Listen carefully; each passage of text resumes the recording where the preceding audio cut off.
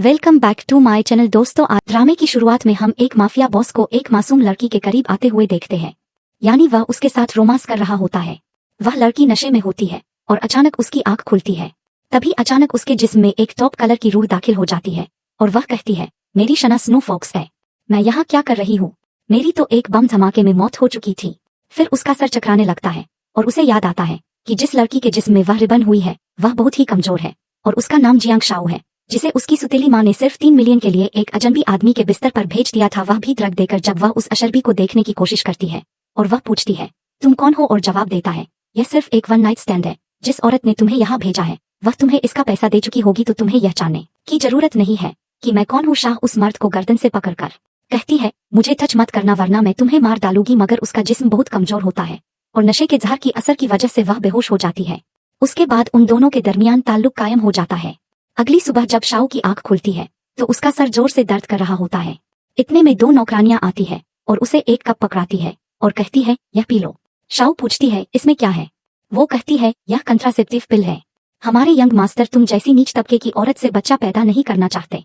Shao एक हाथ से एक नौकरानी को दीवार पर चिपकली की तरह चिपका देती है और दूसरे हाथ से दूसरी नौकरानी को भी दबोच लेती है। फिर तैयार होकर वह एक नंबर पर कॉल करती है और कहती है, मैं स्नो फॉक्स बोल रही हूँ, मुझे एक घर को ब्लास्ट करना है। और थोड़ी ही देर में उस घर में धमाका हो जाता है। तो आप समझ गए होंगे कि हमारी हीरोइन कितनी ज्यादा ताकतवर और खतरनाक है।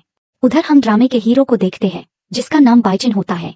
वह सिगरेट पी रहा होता है और उसका असिस्टेंट डरते हुए उसे बताता है, ग्रैंडमा ने मुझे हुक्म दिया था कि मैं आपको ड्रग्स दूं ताकि आप उस औरत के करीब जा सके। वह उसे सब कुछ पता ही रहा होता है कि अचानक एक कॉल आती है और इत्तला मिलती है कि घर में आग लग गई है। असिस्टेंट शॉप में आकर बाइचिन को बताता है, उस औरत ने घर को बम से उड़ा दिया है। बाइच हैरान होकर पूछता है, तुमने क्या कहा? उसने क्या किया है? असिस्टेंट कहता है, जी मैं सच बोल रहा हूँ, उसने आपके लिए एक मैसेज भी छोड़ा है। जब वह लोग घर को देखने जाते हैं तो वहाँ सब कुछ जलकर राख हो जाता है और दीवार पर सिर्फ एसपी लिखा होता है।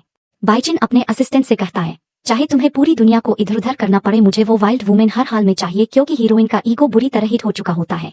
अब हमारी कहानी 5 साल आगे शिफ्ट हो जाती है, जहाँ पर शाओ एक पार्टी में आती है और उसके साथ उसका बेटा होता है जिसका नाम डूडू होता है।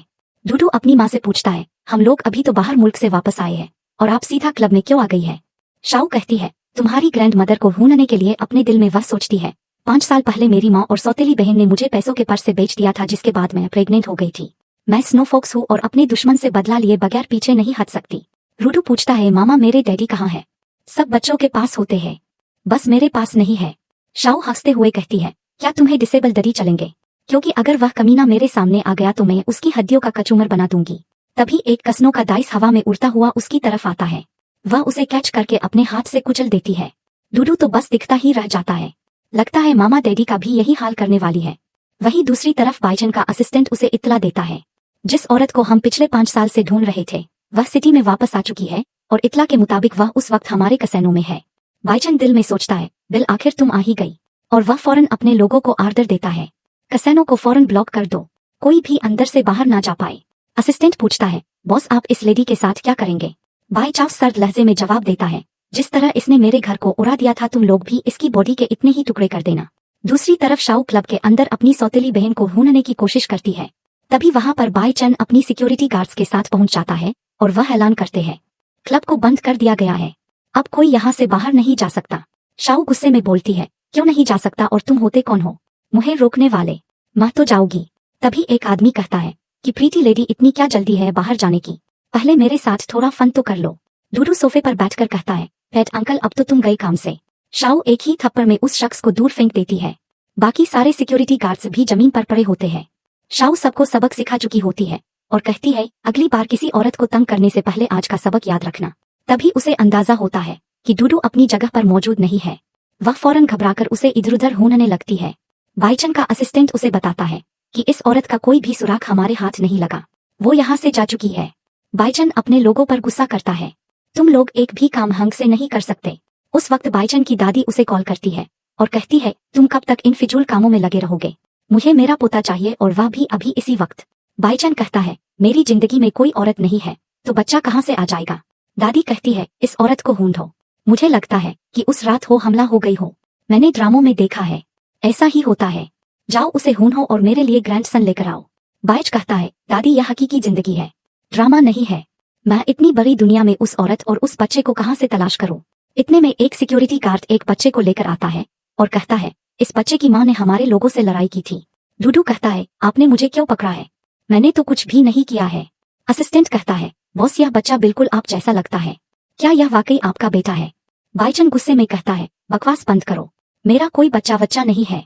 वही डूडू अपने दिल में सोच रहा होता है, यह अंकल कितने हैंडसम है, बिल्कुल मेरी तरह। फिर वह बाईचन से कहता है, handsome uncle child abuse against the law है, मुझे जाने दो वरना मेरी मोम आ गई तो तुम्हारी पूरी बिल्डिंग उड़ा देगी। बायच कहता है, अगर तुम्हारी माँ आ गई तो मैं उसे छोड़ूंगा नहीं। डूडू गुस्से में अपने नन्हे हाथों से उसे मारने की कोशिश करता है, मगर बाईचन उसे एक हाथ से उठा लेता है और सोचता है, इस बच्चे को देखकर मुझे उस औरत की याद क्यों आ रही है? क्या यह वाकई ही मेरा बेटा हो सकता है? वो अपने लोगों को हुक्म देता है कि इसे हाउ मेशन ले जाओ, मैं इसकी माँ से मिलने के लिए काफी एक्साइटेड हूँ। वही शाओ को पता चलता है कि बायच ने उसके बेटे को अपने साथ ले गया है। वह उसे रेस्क्यू करने का प्लान बनाती है और सोचती है, मेरे पास कोई रिश्तेदार या फैमिली नहीं है, डूडू ही मेरी पूरी दुनिया है। शाओ को ऑनलाइन पता चलता है कि बायच को बॉडीगार्ड चाहिए, लेकिन मेल बॉडीगार्ड के बारे में सोचकर उसके ध्यान में एक जबरदस्त आइडिया आता है। अगले दिन वह बायच के घर पहुंच जाती है इंटरव्यू के लिए, एक मर्द के हुलिये में छोटे बाल और नकली मूछें लगाकर। एक आदमा उसे देखकर कहती है, तुम तो खुद इतने कमजोर लग रहे हो, तो बॉस के बॉडीगार्ड कैसे बनोगे? तुम्हें तो खुद किसी बॉडीगार्ड की जरूरत है। शाओ कहती है, मैं बहुत स्ट्रांग हूँ, अगर चाहो तो अस्मा लो। खात्मा उसे धक्का देकर गिराने की कोशिश करती है, लेकिन वह अपनी जगह से 1 इंच भी नहीं हिलती। इतने में बायच बाहर आता है और एक कार तेजी से उसकी तरफ बढ़ रही होती है, क्योंकि किसी ने उसके ब्रेक फेल कर दिए होते हैं। गाड़ी बाईचन को टक्कर मारने ही वाली होती है कि शाओ एक हाथ से उस गाड़ी को रोक लेती है। सब लोग उसकी ताकत देखकर दंग रह जाते हैं। बायच पूछता है, तुम कौन हो? तो वो कहती है, मेरा नाम शाओ है और मैं आपके बॉडीगार्ड के लिए अप्लाई करने आई हूँ। बाईचन कहता है, ठीक है, आज से तुम मेरी पर्सनल बॉडीगार्ड हो, मेरे साथ मेरे कमरे में चलो। वह खात्मा से कहता है, किसी की कमजोरी का मजाक नहीं उड़ाना चाहिए, तुम्हें नहीं पता उसके जिस्म में कितनी ताकत हो सकती है। शाओ वो मिशन में सोच रही होती है कि डूडू को कहाँ तलाश करूं, यह घर तो बहुत बड़ा है, पता नहीं वह किस हालत में होगा। यही सोचते हुए वह बाईचाव से टकरा जाती है और वह उसे कमर से पकड़ लेता है। वह कहता है, तुम मेरे बॉडीगार्ड बने हो तो हर वक्त अलर्ट रहना होगा। फिर वह उसे एक दीवार दिखाता है जहाँ खतरनाक हथियार रखे होते हैं। शाओ पूछती है, यहाँ इतने वेपन्स क्यों रखे हुए हैं? बैच कहता है, 5 साल पहले मैं एक जंगली बिल्ली से टकरा गया था।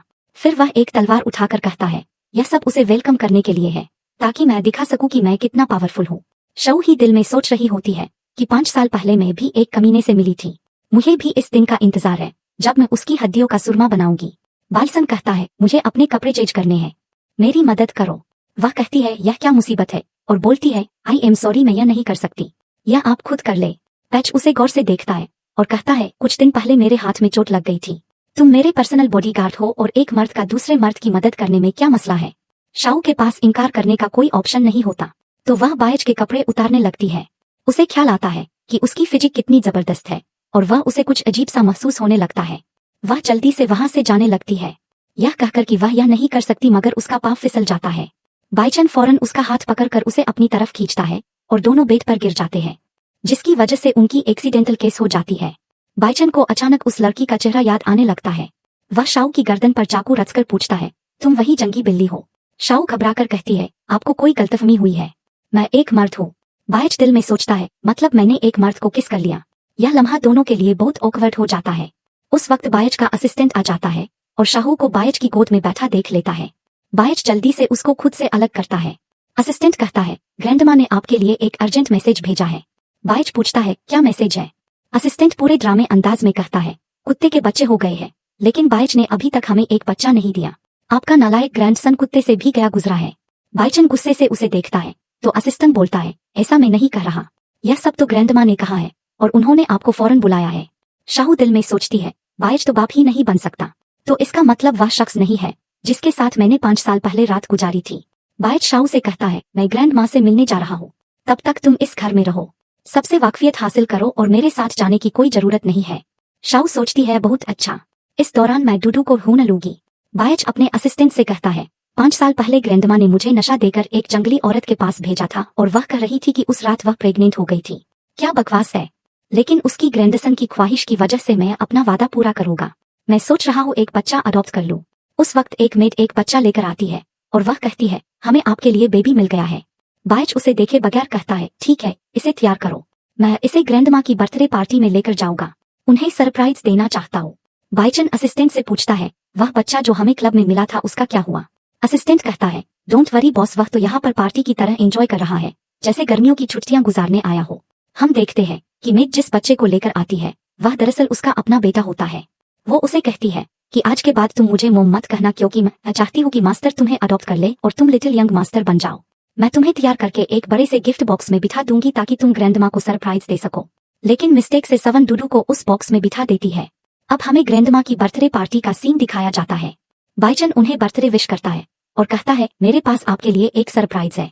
ग्रैंडमा कहती है, मुझे कोई सरप्राइज नहीं चाहिए, मुझे बस मेरा ग्रैंडसन चाहिए। बाईचन क्लैप करता है और सरवरन एक बड़ा सा गिफ्ट बॉक्स लेकर आता है जिसमें से डूडू बाहर आता है। बाईचन शॉक्ड हो जाता है, यह तो मेरा सरप्राइज नहीं था। मगर ग्रैंडमा बहुत खुश हो जाती है और कहती है, यह तो बिल्कुल तुम्हारे जैसा लग रहा है, इसका मतलब यही मेरा ग्रैंडसन है। तमाम लोग कहते हैं कि आज तो डबल खुशी का दिन है। इतने में वहां पर मुलासमा आ जाती है और कहती है कि यंग मास्टर ने जिस बच्चे को चुना था वह यह नहीं है। मुझे नहीं पता कि यह जंगली बच्चा बॉक्स के अंदर कैसे आ गया। रूडू जवाब देता है, मैं जंगली नहीं हूँ, मेरे पास मेरी मामा है। ग्रैंडमा कहती है, यहाँ कोई सर्कस चल रहा है क्या? यह हूँ फैमिली की नस्ल का मामला है, फौरन डॉक्टर को बुलाओ, मुझे डीएनए टेस्ट करवाना है। डॉक्टर भी फौरन वहां आ जाते हैं। मुलासमा और बाइच तो डर ही जाते हैं कि अब ग्रैंडमा को क्या जवाब देंगे, अब असल ग्रैंडसन कहाँ से लाओ। डॉक्टर सबके सैंपल लेता है और कंफर्म करता है कि डूडू बाईचन का बायोलॉजिकल बच्चा है।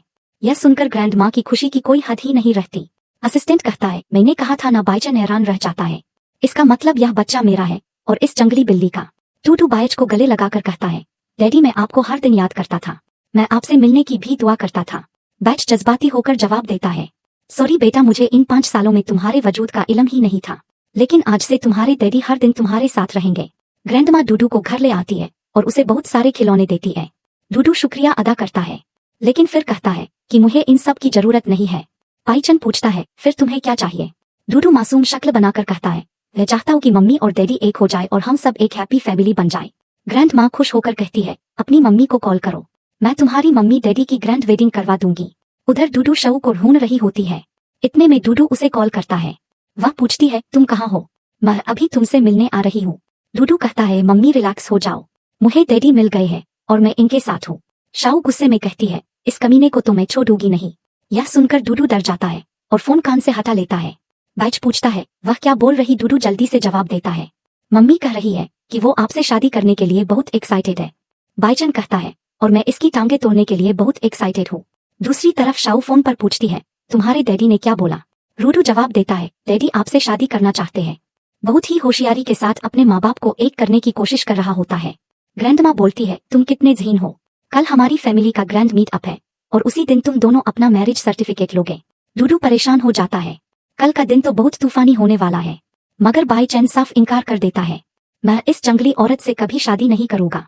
ग्रैंडमा गुस्से में कहती है, जरा नीचे आओ, और उसका कान पकड़कर घर से बाहर निकाल देती है। मेरे घर में बगैर शादी किए तुम दाखिल नहीं हो सकते। एचन वापस अपने घर जा रहा होता है कि अचानक कुछ गुंडे उस पर हमला कर देते हैं। वह फौरन अपनी सेफ्टी के लिए अपने बॉडीगार्ड को कॉल करता है, लेकिन गुंडे अचानक उस पर अटैक कर देते हैं जिससे उसका फोन गिर जाता है। उस वक्त बाईचन का असिस्टेंट दौड़ता हुआ शाऊ के पास आता है और कहता है, बॉस मुश्किल में है। शाऊ फौरन अपनी बाइक पर सवार होकर निकलती है और उसकी एंट्री इतनी शानदार होती है कि न सिर्फ बाईचन बल्कि गुंडे भी हैरान होकर उसे देखने लगते हैं। शाऊ सिर्फ 1 मिनट में सब गुंडों को खाक चटा देती है। एक गुंडा अपने साथ एक वाइल्ड वुल्फ भी लाया होता है ताकि बाइच पर हमला करवा सके, लेकिन शाऊ उस वुल्फ को भी कंट्रोल कर लेती है। असिस्टेंट उसकी फाइटिंग स्किल से मुतासिर होकर कहता है, मैंने तो कभी सोचा भी नहीं था कि बॉस का नया बॉडीगार्ड इतना ताकतवर होगा कि एक वुल्फ को भी सबक सिखा देगा। बाईचन भी दिल ही दिल में शाऊ से इम्प्रेस हो जाता है। घर आकर डॉक्टर उन दोनों की ड्रेसिंग कर रहा होता है। शाऊ कहती है, मैं जॉब छोड़ना चाहती हूँ। बाइच फौरन जवाब देता है, तुम ऐसा नहीं कर सकती, तुमने 6 महीने का कॉन्ट्रैक्ट साइन किया है, वरना तुम्हें 10 मिलियन की प्लंटी देनी होगी। शाऊ सोचती है, मेरे पास तो इतने पैसे नहीं है, चलो कोई बात नहीं, सिर्फ 6 महीने की तो बात है, एड्रेस कर लेती हूँ, और वह जॉब जारी रखने के लिए हाँ कर देती है। बाइच मुस्कुरा रहा होता है, तभी उसकी नजर शाऊ के कंधे से आते हुए खून पर पड़ती है। वह फोर्स करता है कि शर्ट उतारो ताकि मैं जख्म देख सकूं। शाऊ घबरा जाती है और कहती है, ऐसा हुआ तो मैं एक सपोज हो जाऊं। एचन कहता है, आखिर मसला क्या है? 2 मर्द आराम से एक दूसरे के सामने शर्ट भी नहीं उतार सकते। चलो कम ऑन, मैं तुम्हारी चोट पर दबाव लगा देता हूँ। बहुत जबरदस्ती करने लगता है जिसकी वजह से दोनों के बीच दोबारा किस हो जाता है। बाईचन का असिस्टेंट उन दोनों को देख लेता है। जिसके बाद शाओ वहां से भाग जाती है। बाईचन कहता है, ओ नो, मैंने फिर से एक मर्द को किस कर दिया। असिस्टेंट कहता है, बॉस आप दोनों मर्द हैं, आपको ऐसा ओपन किस नहीं करना चाहिए, वरना लोग आप दोनों के बारे में अफवाहें फैलाना शुरू कर देंगे कि आप दोनों गे हैं। आप अपनी पर्सनल लाइफ को पर्सनल रखें। बायच कहता है, तुम्हें क्या लगता है, क्या मैं गे हूँ? असिस्टेंट दिल में सोच रहा होता है, हरकतों से तो वैसा ही लग रहा है। यहाँ तक कि बाईचन को सोते हुए भी शाओ का ख्वाब आता है।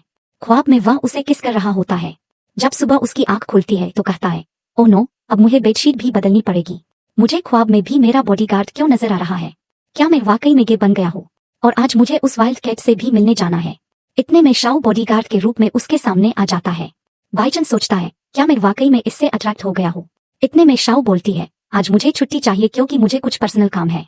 बाईचन कहता है, नो प्रॉब्लम, आज मुझे भी कुछ पर्सनल काम से जाना है। दोनों फिर से एक दूसरे से टकरा जाते हैं। अब हमें एक होटल का सीन दिखाया जाता है, जहाँ पर शाओ की मोम और सिस्टर बैरून मुल्क से वापस आ गई होती है। वह भी उसी होटल में आई होती है, जहाँ शाओ का उनसे आमना सामना होता है। वह उसे देखकर कहती है, तुम जिंदा हो, हमें तो लगा था कि तुम 5 साल पहले मर गई हो। इतने में डूडू उसे कॉल करके कहता है, मोम और डैड आपसे मिलने आ रहे हैं। मैंने उन्हें बताया है कि आपके पास एक मैन प्लेट होगी और गेट के पास भी एक मंकी प्लेट होगा, वही आपका कोट है। इतने में सामने से बाईचन आ रहा होता है। शाओ लड़कियों वाला ड्रेस पहने होती है। वह उसे देखकर छुप जाती है। बाईचन शाओ की सिस्टर से पूछता है, क्या तुम जियांग शाओ हो? तो वह सोचने लगती है कि यह मुझे शाओ समझ रहा है और वह मुझसे शादी करना चाहता है, इसीलिए वह फौरन उसे हाँ कह देती है। बाईचन अपने लोगों से कहता है कि इसे ले जाओ और कमरे में बंद कर दो। उस कमरे में बहुत सारे चूहे होते हैं। वह उसे कहता है, 5 साल पहले तुमने मेरे घर में आग लगा दी, तब से मैं तुम्हें ढूंढ रहा हूँ ताकि तुम्हें बता सकूं कि मैं तुमसे ज्यादा पावरफुल हूँ। दूसरी तरफ शाओ की टीम मंकी प्लेट अपने असिस्टेंट के हाथ में देख लेती है और समझ जाती है कि यही वो शख्स है जिसने उसके बॉस को हरासा किया था। वह उसे पकड़ लेती है और बुरी तरह मारते हैं। शाओ भी वहां पर मौजूद होती है, लेकिन उन्होंने असिस्टेंट का चेहरा ढांपा होता है, इसीलिए वह उसे पहचान नहीं पाती। शाओ उसे कहती है, तुम्हारी वजह से मेरी पाकीजी खराब हो गई और मैं प्रेग्नेंट हो गई। उसकी टीम हथौड़ों से उसकी पिटाई करती है। उसके बाद बायच और शाओ होटल में दोबारा एक दूसरे से टकरा जाते हैं। बाईचन पूछता है, तुम यहाँ क्यों आए हो? शाओ जवाब देता है, कुछ पुराना हिसाब था। बाईचन कहता है, तुमने मुझे क्यों नहीं बताया, मैं इन्हें देख लेता। फिर वह पूछता है, अब तुम्हारा क्या प्लान है? शाओ जवाब देता है, अपने बेटे से मिलने का। बाईचन हैरान होकर पूछता है, क्या तुम बाप बन चुके हो? वो तो शाओ हाँ में सर हिलाता है। उस लम्हे शाओ की बहन उसे मारती है और कहती है, तुमने मिस्टर हाओ के साथ क्या किया था जो उन्होंने मेरे साथ बदला लिया? मॉम भी उस पर चीख रही होती है। शाओ गुस्से में कहती है, तुम्हें शर्म आनी चाहिए, अपने आप को मॉम कहते हुए तुमने अपनी बायोलॉजिकल बेटी को बेच दिया। मॉम गुस्से से बोलती है, मैं तुम्हारी माँ नहीं हूँ, तुम्हें तो ग्रैंड मदर ने कहीं से उठाकर लाई थी। यह सुनकर शाओ को चक्कर आने लगते हैं और उसे वह तमाम यादें आने लगती है जब उसके साथ बुरा सलूक किया गया था। स्नोफॉक्स की आंखों में आंसू आ जाते हैं। वह शाओ से वादा करती है, मैं तुम्हारा हर बदला लूंगी और तुम्हें तुम्हारी असल फैमिली से मिलवाऊंगी। उसके लोग बायच और शाओ को अपने साथ ले जाते हैं और सब लोग वहां से रवाना हो जाते हैं। इतने में असिस्टेंट के पास लीनू की कॉल आती है। लीन फैमिली उस शहर की अमीर तरीन फैमिलीज में से है और वह बाईचन का करीबी दोस्त है। लीनू कहता है, मेरी बहन तुमसे मिलने आ रही है और वह तुम्हें बहुत पसंद करती है, तुम उसकी फीलिंग को एक्सेप्ट कर लो और मेरे ब्रदर इन लॉ बन जाओ। बायच जवाब देता है, इस जिंदगी में यह मुमकिन नहीं है, अगली जिंदगी में सोचूंगा। उस लम्हे लिनरू वहां आ जाती है और चिपक कर बोलती है, बायच मैं तुम्हारे लिए यहाँ आई हूँ। शाओ पूछती है, यह लड़की कौन है? असिस्टेंट बताता है कि यह लिन फैमिली की बेटी रू है। इसके 3 भाई हैं और यह इनकी लाडली प्रिंसेस है। दरअसल यह अडॉप्टेड डॉटर है। बचपन में लिन फैमिली की रियल डॉटर को किसी ने किडनैप कर लिया था। इसके बाद मिसेज लिन बीमार होने लगी तो फैमिली ने कंफर्ट के लिए एक बेटी अडॉप्ट कर ली। रू बाईचन से कहती है कि चलो कहीं आराम से चलकर चिल करते हैं, वैसे भी मैं तुमसे कितने दिनों बाद मिली हूँ। बाईचन को अच्छा नहीं लगता जब रू उसे टच करती है और वह पलटकर शाओ की तरफ देखने लगता है। फिर वह शाओ से कहता है, चलो कहीं जाना है। उसके बाद हम देखते हैं कि सब क्लब में होते हैं। रू बाईचन को अपने साथ ड्रिंक करने के लिए कहती है। शाओ भी एक तरफ खड़ी होती है। रू पूछती है, यह कौन है? बाईचन जवाब देता है, यह मेरा पर्सनल बॉडीगार्ड है। रू हैरत से कहती है, बॉडीगार्ड? अगर यह बॉडीगार्ड है तो क्या सारा वक्त आपके सर पर खड़ा रहेगा? वह शाओ को बैठने का कहती है और ड्रिंक ऑफर करती है। एक लड़की शाओ के करीब आती है और जबरदस्ती उसे ड्रिंक करवाने लगती है तो वह कहता है कि मैं खुद कर लूंगा। कुछ देर बाद वह काफी डल सा हो जाता है। बाईचन गुस्से से कहता है, स्टॉप इट, अगर तुम ऐसे ही ड्रिंक करते रहोगे तो मेरी प्रोटेक्शन कैसे करोगे? शाओ का चेहरा लाल हो जाता है। बाईचन कहता है, तुम किस किस्म के आदमी हो यार, इतनी सी ड्रिंक में किसी को नशा थोड़ी होता है। शाओ कहता है, मैं अभी वॉशरूम होकर आता हूँ। बैच उसके पीछे वॉशरूम में पहुंच जाता है, जहां वह कहता है, जरा ध्यान से वरना गिर जाओगे। शाओ उसे पकड़ लेती है और उसके करीब आने लगती है। बैच कहता है, तुम यह क्या कर रहे हो?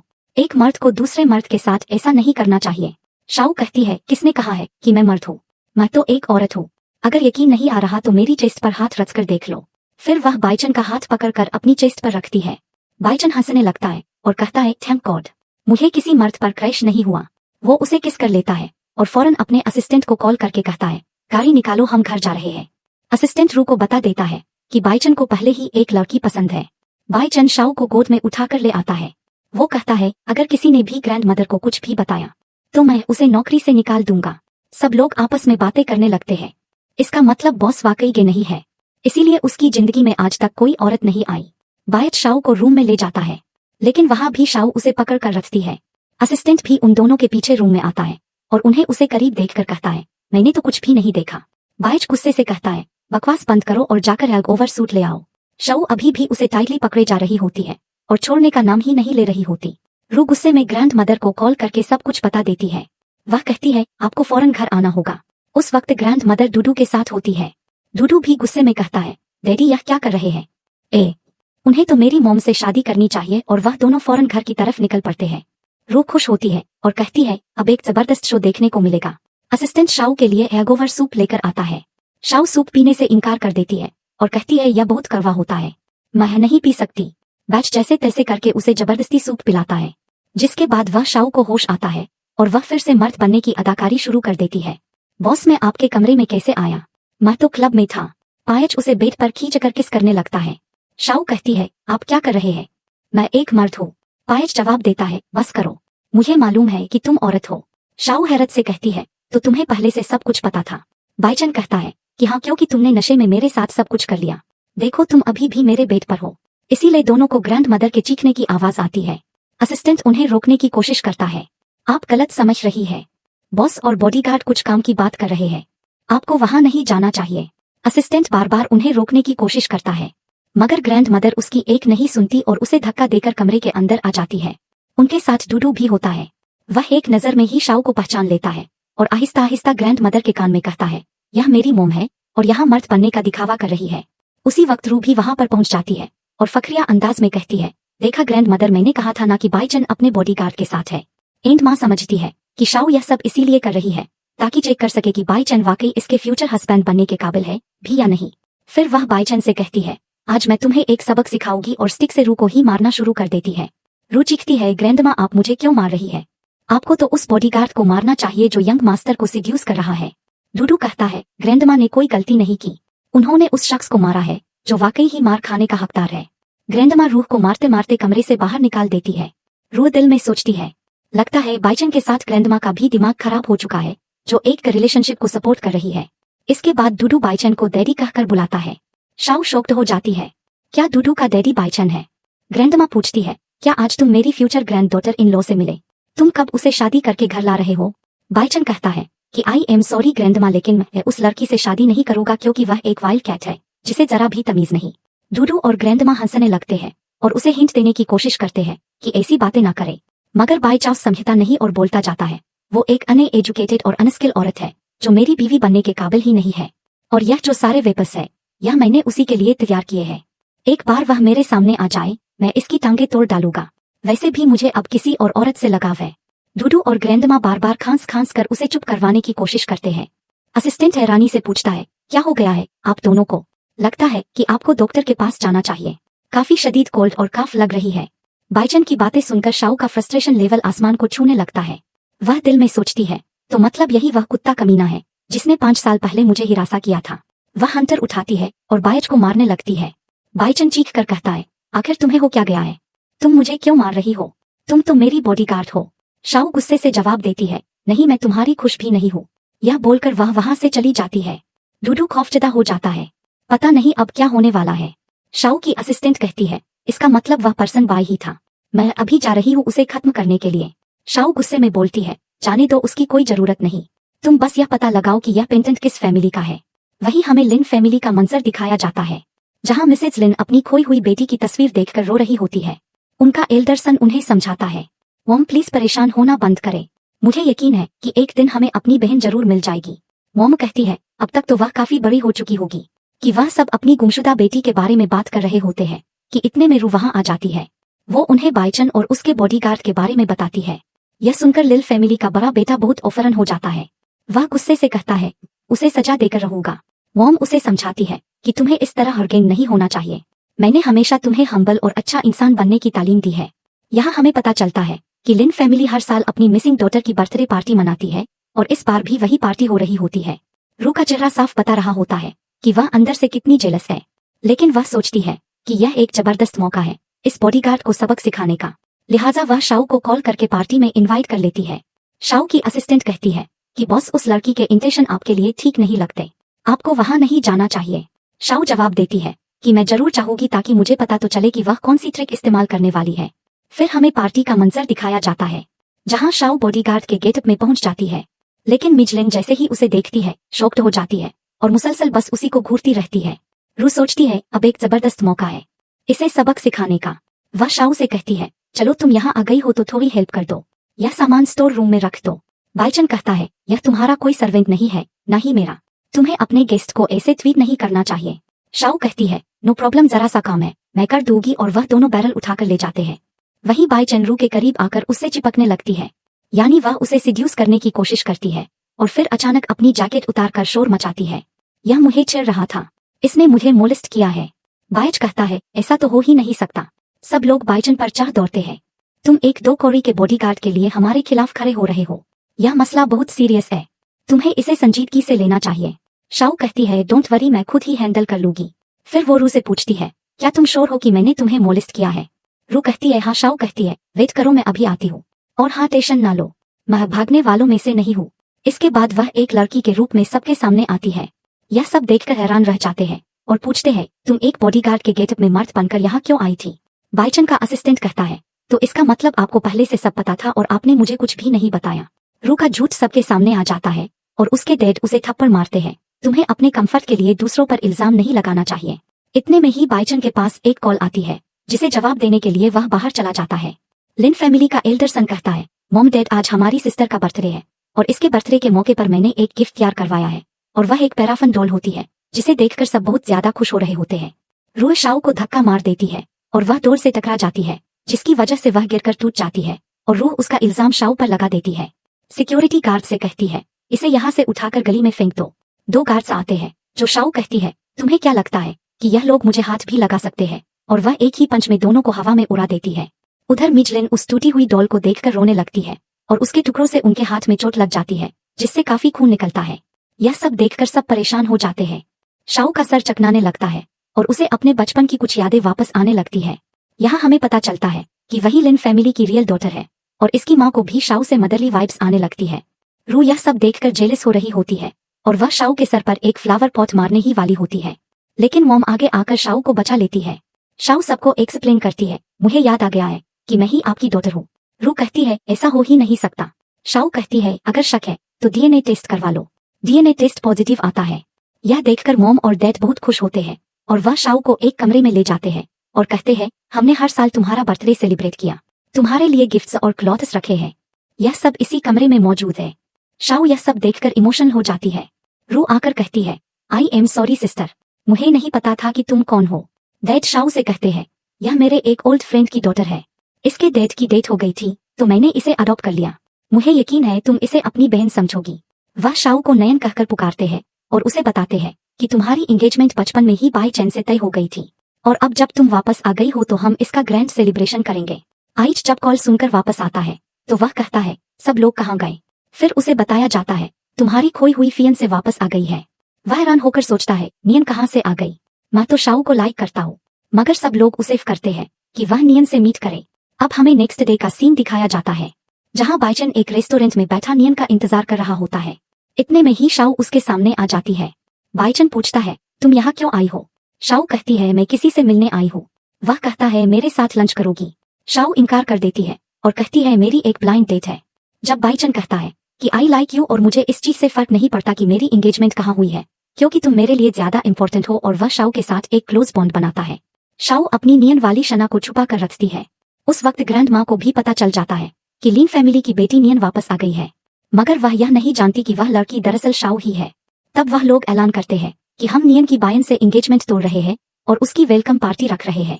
इसी पार्टी में जब बायच आता है तो उसी वक्त लिन फैमिली का तीसरा बेटा जो बैरून मुल्क से आया होता है वहां आ जाता है।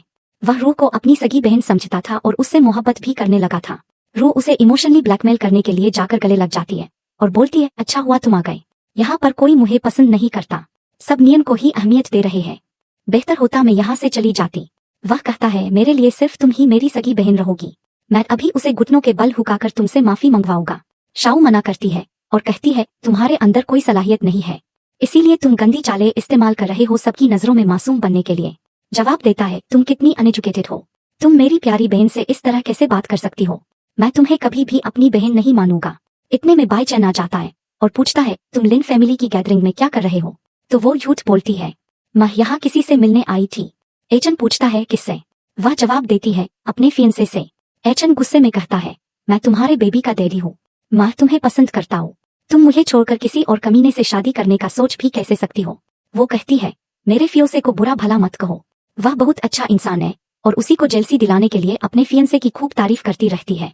भाईजान उसे कमर से पकड़ कर कहता है, मैं भी अच्छा इंसान हूँ, एक बार आजमाकर तोते को। जब वह दोनों गले मिले हुए होते हैं तो रू और तीसरा भाई यह देख लेते हैं। वह कहते हैं, मुझे मालूम था कि तुम्हारा किरदार अच्छा नहीं, तुम हमारी बहन बनने के काबिल नहीं हो। तभी डूडू और ग्रैंडमा वहां आ जाते हैं और पूछते हैं, क्या तुमने नियन को देखा है? बायच कहता है, नहीं, क्योंकि मैं तो उससे शादी करने ही नहीं वाला, मुझे परवाह नहीं कि आप लोगों ने क्या कमिटमेंट की थी, मेरे लिए मेरी पहली मोहब्बत बस वही है। और अभी मैंने लिन फैमिली के तीसरे बेटे की पिटाई भी की है क्योंकि वह मेरे लवर के खिलाफ बात कर रहा था। ग्रैंडमा हैरान होकर कहती है, यह तुमने क्या कर दिया? डूडू भी बोलता है, डैडी आपको ऐसा नहीं करना चाहिए था, अगर आप मेरे अंकल को मारोगे तो मॉम आपसे शादी नहीं करेगी। तभी अचानक ग्रैंडमा की तबीयत खराब हो जाती है और वह बेहोश होकर नीचे गिर जाती है। पहले बायच समझता है कि ग्रैंडमा ड्रामा कर रही है, मगर इस बार उन्हें हकीकतन हार्ट अटैक आया होता है। वह जल्दी से उन्हें अस्पताल ले जाता है। दूसरी तरफ रू के भाई ड्रामा करते हैं ताकि शाह को सबके सामने कसूरवार साबित करे, लेकिन वॉम डैड उनकी बातों पर यकीन नहीं करते। वह कहते हैं, मियाँ सालों बाद हमारे पास आइए, हमें इससे फैमिली एडजस्ट करने के लिए कुछ वक्त देना चाहिए। अब एक कॉर्पोरेट इवेंट का सीन दिखाया जाता है जहां कोडिंग का मुकाबला हो रहा होता है। तीसरा भाई जिस कंपनी में काम करता है उसका मालिक कोई और नहीं बल्कि शाओ निकलती है और उसी की वजह से वह मुकाबला जीतता है। वह अपनी गलती तस्लीम कर लेता है। बाइचन शाओ को कॉल करता है और पूछता है, तुम कहाँ हो? वह अस्पताल किसी काम से आई होती है। वह कहता है, मैं भी अस्पताल में हूँ। दोनों एक दूसरे से मिलते हैं।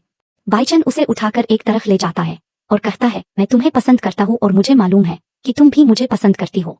अब हमें अपने प्यार को चुनना है, न कि फैमिली की तरफ से मुसल्लत किए गए पार्टनर्स को। शाओ उसकी फीलिंग्स को कबूल करती है और उसे किस भी करती है। जब वह आगे बढ़ते हैं तो उनकी असिस्टेंट पूछती है, क्या आप वाकई बाइचन से शादी करने वाली है? शाओ कहती है, नहीं, क्योंकि वह मुझे नहीं बल्कि शाओ को पसंद करता है और मैं स्नोफॉक्स हूँ जिसकी कोई फैमिली नहीं, ना कोई लवर, वो हमेशा अकेली रहती है। उसी वक्त लिन फैमिली का दूसरा बेटा और बाइचन एक कब्र पर जाते हैं जो किसी और की नहीं बल्कि स्नोफॉक्स की होती है। मालूम होता है कि बाइच पहले एक सीक्रेट एजेंट था। स्नोफॉक्स ने अपने मिशन पर अपनी जान कुर्बान कर दी थी। इस वाक्य के बाद बाइच ने ट्रेनिंग छोड़कर बिजनेस ज्वाइन कर लिया था। वह कब्र पर फूल रखता है और कहता है, मेरी पहली मोहब्बत तुम थी, लेकिन अब 6 साल हो चुके हैं। मुझे तुम जैसी एक लड़की मिली है और मैं उसके साथ आगे बढ़ रहा हूँ। मुझे उम्मीद है तुम बुरा नहीं मानोगे। अगले दिन लिन फैमिली बाइचन के घर जाकर शादी का मुआयदा फाड़ देता है। वह कहता है, मैं अपने लवर से शादी करूंगा। ग्रैंडमा और डूडू उसे रोकने की कोशिश करते हैं मगर वह किसी की नहीं सुनता। तभी वहां शाओ आ जाती है। बाइचन कहता है, व्हाट कोइंसिडेंस, मैं अभी इनको तुम्हारे बारे में ही बता रहा था। वो उसका हाथ पकड़कर सबको बताता है, यह है मेरी लवर, इससे मैं शादी करूंगा। रिन फैमिली हैरान होकर कहती है, अभी तो तुमने कहा था कि तुम नियन से शादी नहीं करोगे। शाओ आगे बढ़कर उनके पास बैठ जाती है और वहां बाइचन को पहली बार पता चलता है कि शाओ ही लिन फैमिली की बेटी नियन है। फिर वह उसे प्रपोज करता है और वह हाँ कर देती है। सबसे ज्यादा खुशी डूडू को होती है क्योंकि अब उसके पास मॉम और डैड होते हैं। पूरी फैमिली कहती है, तुम लोग अकेले नहीं हो, हम भी तुम्हारे साथ हैं। इस बात पर रूलेसी में डूडू को अपने साथ ले जाती है और उसके जिस्म पर बम बांध देती है और कहती है, मैं बाई चांस से मोहब्बत करती हूँ। जब से यह नियन वापस आई है इसने मेरा सब कुछ छीन लिया है। मैं तुमसे नफरत करती हूँ और मैं चाहती हूँ कि मेरे साथ साथ यह भी मरे। मॉम डैड कहते हैं, यह बच्चा है, इसे जाने दो, इसकी कोई गलती नहीं। तभी शाहो कुछ फेंककर रूह को नीचे गिरा देती है और उसका भाई उसे पकड़ लेता है। शाओ सबको हिदायत देती है, जल्दी से यहाँ से निकल जाओ। मॉम कहती है, हम तुम्हें और डूडू को छोड़कर कहीं नहीं जाएंगे, जो भी हो हम साथ बर्दाश्त करेंगे। यह देखकर वह इमोशनल हो जाती है। कोई भी वहां से जाना नहीं चाहता कि ग्रैंडमा भी वहां पर ही रुक जाती है और कहती है हम सब साथ में मरेंगे। डूडू कहता है मॉम मुझे डर नहीं लग रहा क्योंकि आप सब मेरे साथ हो। रू काउंटडाउन शुरू कर देती है कि 5 सेकंड में सब मर जाएंगे, मगर शाहू बम को डिफ्यूज कर देती है। फिर हम देखते हैं कि बाईचन उसे स्नोफॉक्स 110 कहकर बुलाता है और जब वह पीछे मुड़ती है वह कहता है मुझे 2 बार मोहब्बत हुई, वह भी तुमसे ही। मुझे कोई फर्क नहीं पड़ता कि तुम स्नोफॉक्स हो या शो। वह उसे आई लव यू कहकर वह उसे किस करता है और इसी के साथ यह कहानी यहीं पे खत्म हो जाता है। तो दोस्तों आप मुझे कमेंट्स में बताइए कि आपको वीडियो कैसा लगा। इन thank you so much friends for watching this video. आज के लिए बस इतना ही दोस्तों, मैं आपसे मिलती हूँ अब नेक्स्ट वीडियो में, तब तक के लिए बाय बाय।